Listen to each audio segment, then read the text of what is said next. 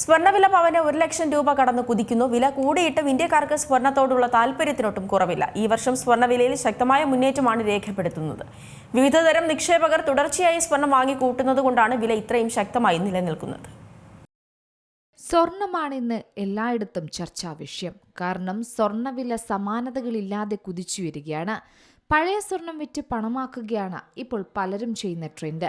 ചിലരാകട്ടെ പഴയ സ്വർണം കൊടുത്താണ് പുതിയ ആഭരണങ്ങൾ വാങ്ങാൻ ശ്രമിക്കുന്നതും. ഇതൊക്കെ അവരുടെ സ്വർണത്തോടുള്ള താല്പര്യം തന്നെയാണ് കാണിക്കുന്നത്. ഹോൾമാർക്കിംഗ് തന്നെയാണ് ഇതിലേറ്റവും പ്രധാനപ്പെട്ട ഘടകം.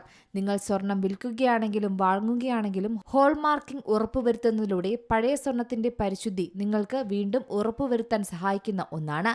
സ്വർണ്ണവില ഉയരുന്ന സാഹചര്യത്തിൽ ജ്വല്ലറികളിലെത്തുന്ന കൂടുതൽ പേരും കയ്യിലുള്ള പഴയ സ്വർണം മാറ്റി വാങ്ങുന്ന പ്രവണതയുണ്ടെന്ന് വ്യാപാരികളും പറയുന്നു. ഇക്കൂട്ടത്തിൽ ചിലർ വിൽക്കാനാണ് താൽപര്യപ്പെടുന്നത്.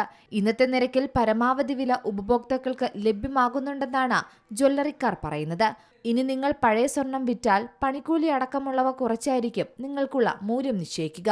എന്നിരുന്നാലും ഒരു പവന് 1 ലക്ഷത്തിന് മുകളിൽ തന്നെ ലഭിക്കുമെന്നത് മറ്റൊരു കാര്യം.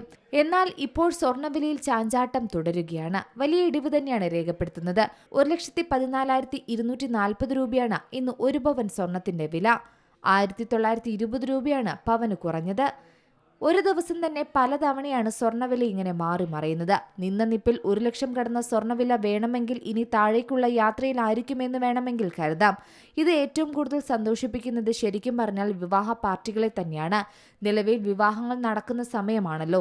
അതുകൊണ്ട് തന്നെ ആളുകൾ എത്ര വേണമെങ്കിലും സ്വർണം വാങ്ങുന്ന ഒരു പ്രവണത ഇപ്പോഴും കണ്ടുവരുന്നുണ്ട്. ചെറിയ ഇടിവ് തന്നെ സംഭവിച്ചാലും ആളുകൾക്ക് അതൊരു ആശ്വാസമാകാറുണ്ട്. മാത്രമല്ല ഇന്ന് ജ്വല്ലറികൾ പഴയ സ്വർണം വിൽക്കുന്നതിന് അത്ര പ്രോത്സാഹിപ്പിക്കുന്നില്ല. കൂടാതെ സ്വർണ്ണവില ഇനിയും ഉയരുമെന്ന പ്രവചനങ്ങൾ ശക്തമാകുമ്പോൾ ഇപ്പോൾ വിറ്റ് പണമാക്കുന്നത് നഷ്ടമാകുമെന്നും ചില സൂചനകളുണ്ട്. സ്വർണ്ണവില പവന് 1 ലക്ഷം രൂപ കടന്ന് കുതിച്ചിട്ടും ഇന്ത്യക്കാർക്ക് സ്വർണത്തോടുള്ള താല്പര്യത്തിന് ഒട്ടും കുറവ് വന്നിട്ടില്ല എന്നതാണ് മറ്റൊരു കാര്യം. പവൻ വില 10,000 ഉണ്ടായിരുന്നപ്പോഴും 1 ലക്ഷം കടന്നപ്പോഴും പണമുണ്ടെങ്കിൽ സ്വർണം വാങ്ങാമെന്നാണ് ഇന്ത്യക്കാർ കരുതുന്നത്.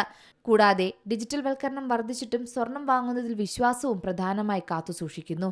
ഇതിൽ മിക്ക ആളുകളും ബ്രാൻഡഡ് ജ്വല്ലറികളിൽ നിന്നും പ്രാദേശിക ജ്വല്ലറികളിൽ നിന്നും സ്വർണ്ണാഭരണം വാങ്ങാൻ തെരഞ്ഞെടുക്കുന്നു എന്നതും മറ്റൊരു കാര്യമാണ്. വിശ്വാസ്യതയും പുനർവിൽപ്പന മൂല്യവും സംബന്ധിച്ച ആശങ്കകൾ കൊണ്ട് തന്നെയാണ് ഇത്തരത്തിലുള്ള സ്വർണം വാങ്ങൽ രീതികൾ തുടരുന്നത്.